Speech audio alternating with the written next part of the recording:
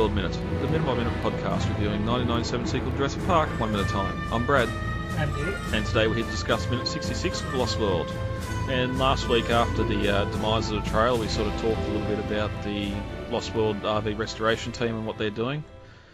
This week there's been a little bit of progress. It's passed California's smog regulations test, which means it's one step closer to touring the country.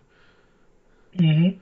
Which is really great because California has strict smog testing, because especially places like San Francisco have been known to be smoggy. Same with LA. Yeah. LA's always been known to have that kind of LA haze over it.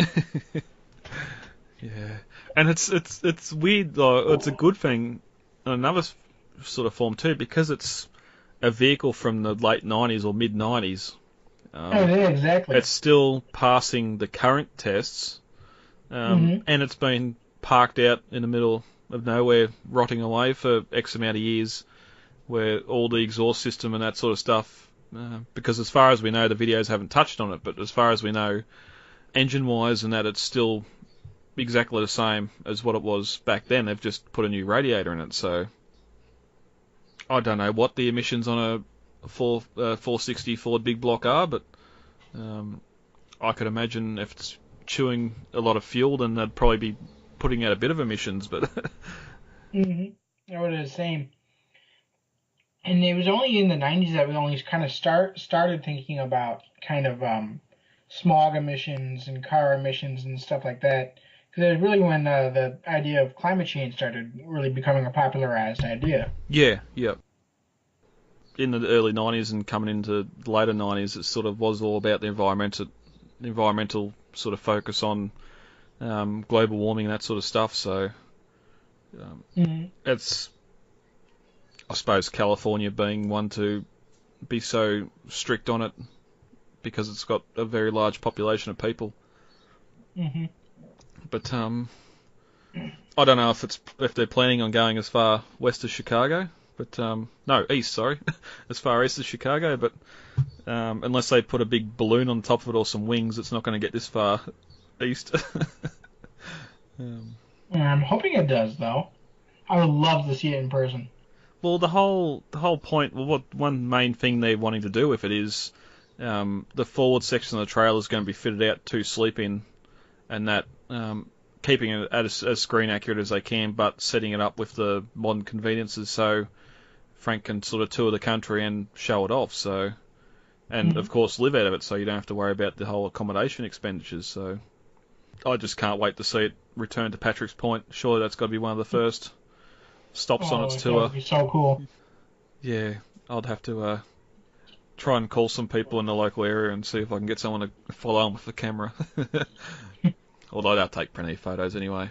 But I sort of fudged up their name last week. It's on Facebook, Jurassic Park, the Lost World RV Restoration Team. Just search for that on Facebook and YouTube, and you'll see the videos of their work and what they're doing, where the trail is at, and message them to go and have a look if you're in the area. Ian, I never thought in a million years how I'm going to get you to come here. Right. I figured out how the animals survive without lysine. I don't care. All right, ready to get into 66. Sure. All right. As we enter minute 65 of The Lost World, Nick and Dita had started going at each other, quickly pulled apart by the hunters. Roland had come in between the two, and suddenly recognises Nick as that Earth's first bastard, isn't he? As we start minute 66, Ludlow asks Roland, Earth first, what's that? Roland replies, professional saboteurs. At 66 minutes and 5 seconds, Sarah tells the men to knock it off and to listen to her. By moving the baby Rex, they may have changed the perceived territories of the adult Tyrannosaurs, and that they need to move right now. At 66 minutes and 18 seconds, Ian asks, move where? Our boat, their airlift? They're both waiting for an order we have no way of sending. At 65 minutes and 21 seconds, Ludlow says alright, and starts scrummaging around his bag. Pulls out an old map and says there's a communications centre in the old operations building. Hammond ran everything on geothermal power. It was never meant to need replenishing. If we can get there, we can send the call for help. At 65 minutes and 38 seconds, Roland takes the map and communication book from Ludlow, saying, we'll mind those. Nick asks how far away the village is, and Ludlow replies, a day's walk, maybe more, and then spots something over on the ground. At 65 minutes and 46 seconds, Ludlow bends down and picks up a hip flask laying in the mud, and says that's not the problem. Seeing Ludlow go for alcohol once again, Roland asks, what is the problem? In a stern voice. At 55 seconds, Ludlow takes a big swig of the hip flask and says velociraptors. The beating drums pick up their pace. We hear an eerie flute playing the Jurassic Park theme. And Ian pulls Kelly closer. And this ends minute 66 of The Lost World. At the end of 65, we had Roland recognising Nick and points him out as that first bastard. And Ludlow's sort of, first, what's that?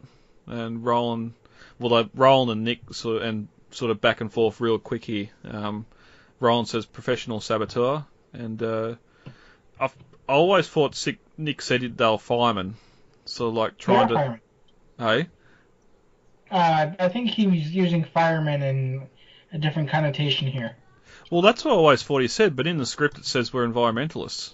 But he definitely doesn't say that. That's a lot bigger word with different vowels and grammar, so. I think he's using firemen in the connotation of, as in their, I don't want to use the word violent, but that's kind of what they are.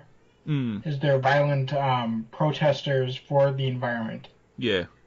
And yeah, Roland comes straight back with criminals, which we've seen what Nick's prepared to do here in protest, so you can only imagine what happened in Bosnia and all that. But it's never actually described here how Roland recognises Nick.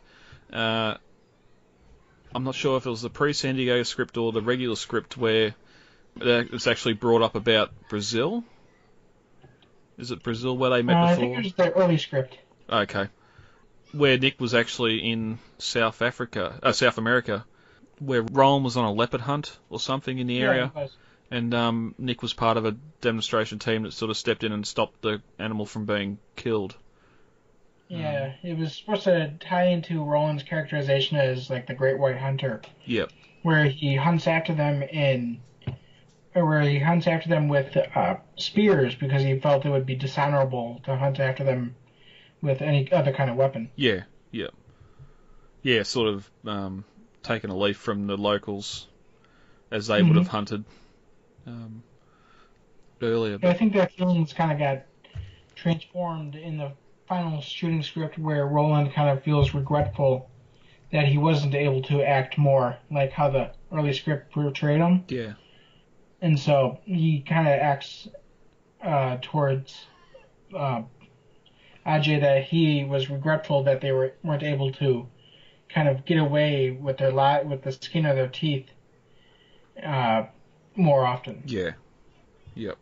We got all that if the deleted bar scene earlier that we never got to see in the film, but Yeah. But Sarah sort of steps in here and tells them to knock it off. In the script, it's sort of Burke and her tell the men to sort of keep it quiet earlier on when they first start their arguing, because they obviously know that the Tyrannosaurs could be around and could hear them. But Sarah goes into her little spiel here that by moving the baby Rex into their camps, they may have changed the adults' perceived territory. Ludlow's there, what? He doesn't know what they're talking about, and then Burke steps in here, and it's why they persisted in destroying the trailers. They feel they have to defend this entire area, and Sarah's, we have to move right now. Which is going back into that fight though, before right after Sarah says knock it off, and before they go back to this conversation that they're having, I think it's interesting how Nick tries to go and attack Roland again, and they're holding him back, but then Ian goes and just drags the guy with the long hair off Nick's back, and the guy with the long hair in the background is just like, okay, man. He just throws his hands up like, I'm done with this. Yeah. He mustn't be getting paid as much as the other mercenaries. So Sarah and Burke both have sort of brought this up that by moving the baby Rex around, it's changed the Tyrannosaur's territory, or what they perceive their territory to be. Which they sort of only mention the trailers, whereas maybe because the Tyrannosaurs didn't actually attack the hunters' camp, or go to the hunters' camp as far as we know. But you'd think their search for the baby would have led them past the hunters' camp and then onto the trailers, but that's not how it happened. Nick Ark's move where our boat, their airlift, they're both waiting for an order we have no way to send. Which, in the background here, you can see there's still one or two Unimogs parked there. Not all the Jeeps caught on fire, although there is some smoke still rising into the air behind them, but there's no one's got a walkie-talkie in the car or a radio in the car. We know Roland had his headset on earlier. But I think that's all short-range radio stuff. I don't think that's actually able to get them a call to the mainland, you know? Well, I'm trying to remember back to the boat captain now. I'm pretty sure... I don't think he was anchoring offshore. I'm pretty sure he was going back to Costa Rica. Yeah, he definitely was. He said that he was not going to stick around at all. Yeah. Yep. So, yeah, the shortwave, even getting up on one of those high cliffs, you still wouldn't be able to... Or nighttime, you might be able to reach the coast, but... Ludlow starts rummaging through the bag he's got around his shoulder, and says, all right. There's a communication centre here in the old operations building, as he pulls out the map. Pulls out a prop map, which I really want. I would love it. Yeah. If there's even anything on there, though, I mean, we never actually do see it. It might very well be a blank piece of paper he's staring at. Yeah, there's not even the slight glimpse of even an outline of the island or anything. Knowing Spielberg and his directorial style, that could very well be a possibility.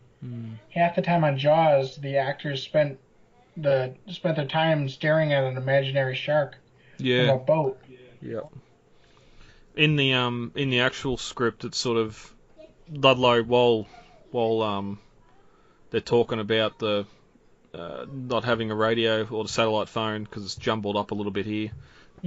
He's actually sifting through some satellite photos, so he pulls this photo out, and I don't know if it can be the whole island map. I reckon it's got to be a more of a closer zoom in image, because later they sort of mention the rocky climb down, and that it's right down in there. We'll get the drop here, the communication centre and the old operations building. Hammond ran everything on geothermal power, and it was never meant to need replenishing. If we can get there, we can send the radio signal, or send the radio call for the airlift. And it's a great little tie back here to the novel, where the whole facility is run on geothermal power. Now, after the fact, they've sort of hinted at a geothermal power plant on Nublo of Jurassic Park the game. I don't like to see that as canon, but it's possible we might be seeing that in the future. I just don't know how geothermal power could sort of power that much infrastructure in a park setting with the size. I'm sure that in the original Jurassic Park they used a mixture of power sources. You know, it would explain why some power seems to still be on in the film, mainly lights. If you've got geothermal power just powering your basic lighting and that sort of thing, then it's quite possible. So we've got a goal here. We know where we need to go. Ian sort of asks if they've got the frequency written down somewhere, because he's still hung up on not being able to find the frequency from before for their boat. And Ludlow pulls a little notebook out of his bag as well into view, and he says, right here in this book. And he opens it and grabs the torch and tries to read, and another little moment here where he just sort of seems to be still a little bit intoxicated.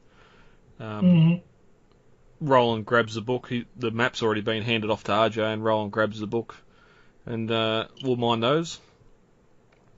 Which, again, as you said last minute, sort of this is now Roland not trusting Ludlow with the important stuff. Yeah, exactly. Roland's basically now on rich dentist level with Ludlow right now. Yeah, yep, exactly. Yeah. My issue with it is it's the frequency for the airlift, which even if Ian or Nick or someone gets it, they're in the same boat, so they're not going to say turn around with everything's good here, thank you, how are you, and not sort of jeopardize their rescue. But you got this important information with you and RJ, and we see what happens to RJ later. It's only a fluke that Nick found RJ's bag with all that important information on it. And I think it was at this point that it was just Will entrusted RJ more than any other person that was on the island at the time, and he didn't expect anything to go so badly or for Nick to sabotage his gun. And we're going to get in a minute. He at this point too, he doesn't realise there's going to be some issues with getting to where they need to go. Nick asks Ludlow how far away the village is, and Ludlow says a day's walk, maybe more. And then sort of and sees something on the ground, sees something and walks off anyway.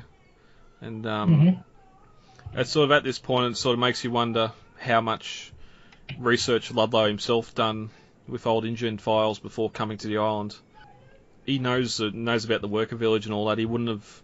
I don't know if he would have been at InGen when the Site B was in operation, or even the park, or if he come in after the fact.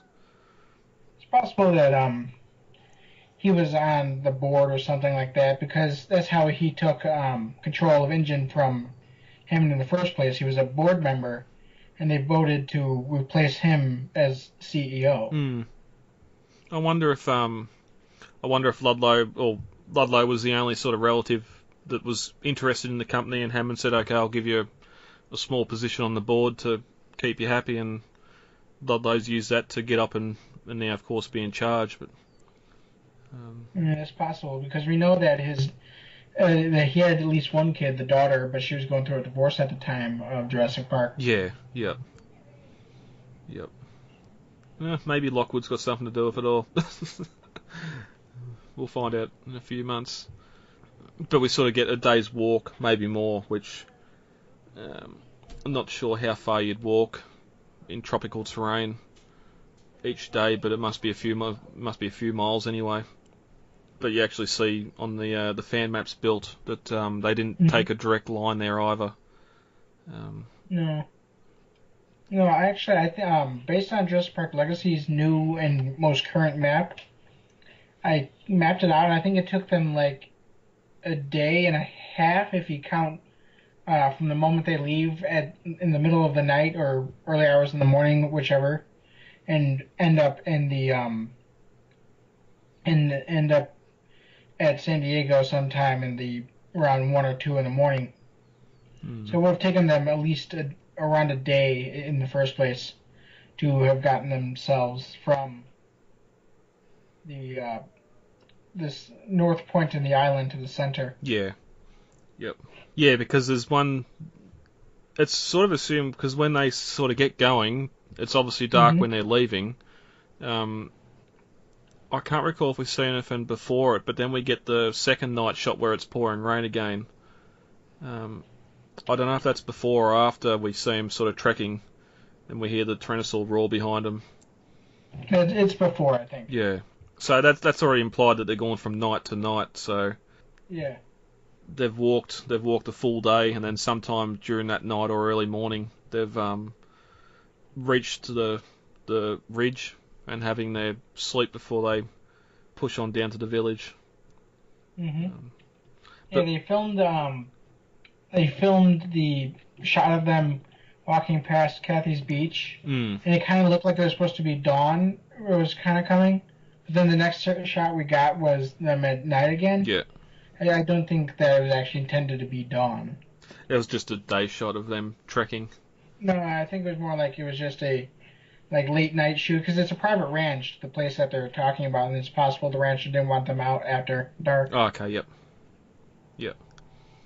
Which makes me wonder if the dark stuff where they're walking through the jungle in the rain, if that's just sort of back and forth on the camp set once the trailers moved out of the way with the sprinklers and that, because they sort of moved through a little stream as well at one point. Yeah, that was at Fern Canyon, which is where we see Dieter die later on. Oh, okay, that was up in Eureka. California, yeah. Yep. I didn't know that. I always thought it was a set at the time.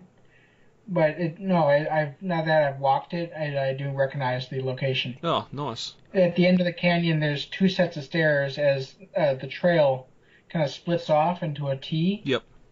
And that's where they're coming from. They're coming from down the stairs, crossing across the canyon, and then going back up to the path. Mm-hmm. There's these set of stairs on one side that leads up to the rim trail, and then another set that just goes off into the valley more. Yep. Gives me another reason why I have to go and visit. Yeah. All right. But cutting back, we sort of get it. The shot changes, and we see a hip flask laying on the ground, and Ludlow bends over to picks up and says, "That's not the problem." It makes me wonder if this is the only alcohol he could find, but he recognises his hip flask anyway. Mm-hmm. I wonder if it is his, or if he's just seen it and recognises it. Oh, it's a hip flask, so it's got to have alcohol in it. Because he sort of squints real bad when he takes his swig of it. Like not expecting it to be vodka or something instead of scotch. But Roland sort of behind him, what is it? What is the problem? And sort of has that frustrated tone with his voice, sort of realising here that Ludlow's only interested in the alcohol.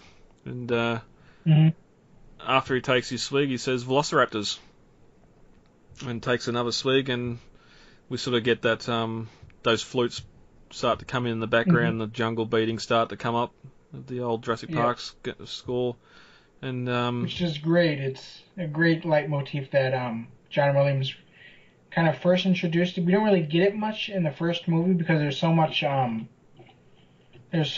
of action going around that's involved around the Velociraptors. We don't really get these kind of tense moments, actually, where they're talking about them, where it's like not as much foreshadowing, but more so threatening. Where it's like a discussion of how much of a threat they are versus how much of a versus how intelligent they are. Where I think that's really more what we got in the first movie was discussion of that. Yeah, and it's like a audible response to sort of bring in that fear and remembrance. Because I'm pretty sure there was once, it at least played once during the Nedry, when Nedry steals the embryos, just after he goes through the gates, like just that wailing flute. Yeah, that's one time when we get it during the first movie. Then another time it's played kind of around the end, at the end of the end credits in the first movie. Yeah.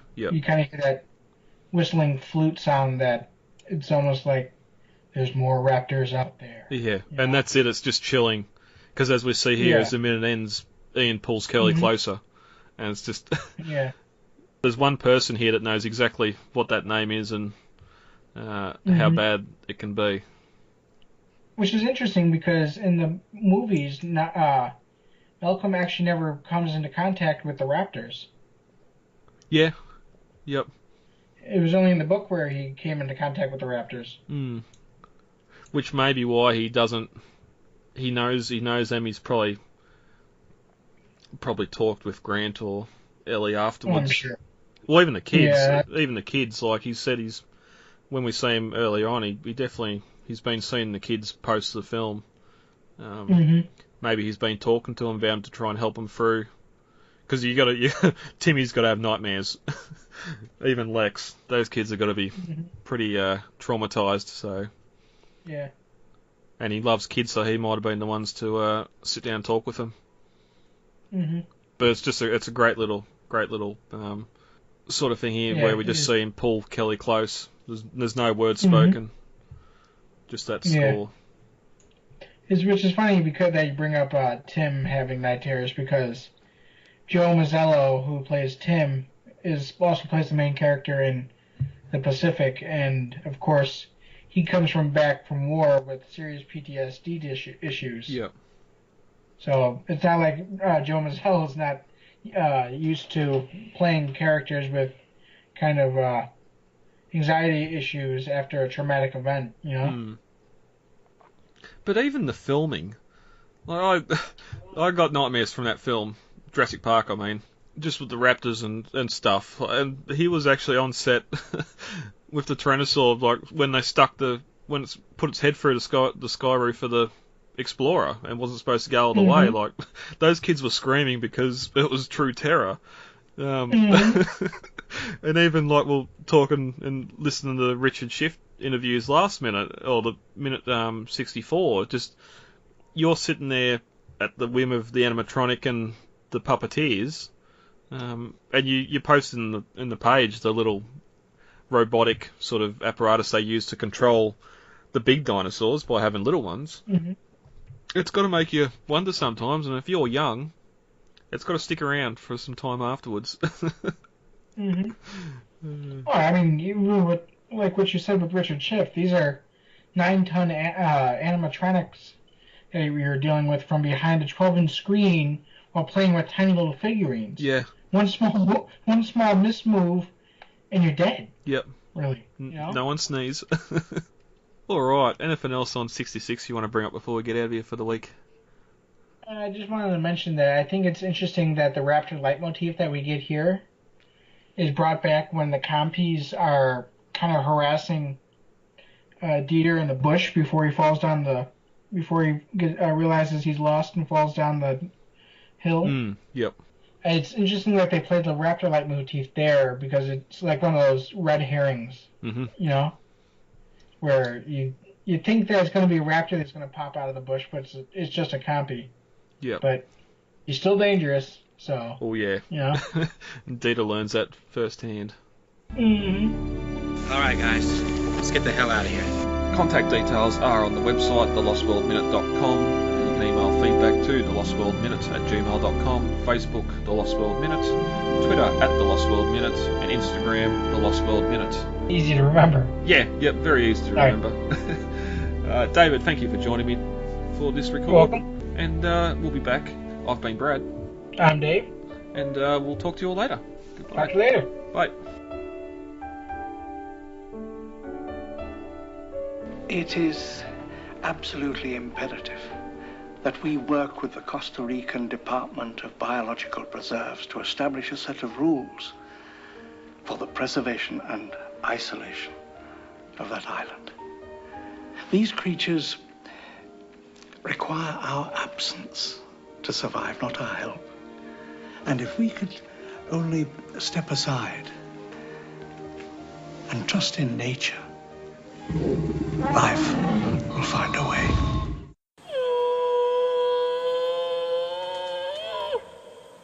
I was completely unprepared for the animal rights thing. I should have looked into it a bit further, because it is a dark thing. Maybe if InGen had bombed Nubilo like they did in the novel, then that would make more sense, okay, because these animals have only just been brought into life. They've existed in their paddocks for 1 or 2 years. They wouldn't have, or you wouldn't think they'd have the same rights as what's on Sauna anyway, because they've been there for 3-4 years, completely untouched by man and thriving.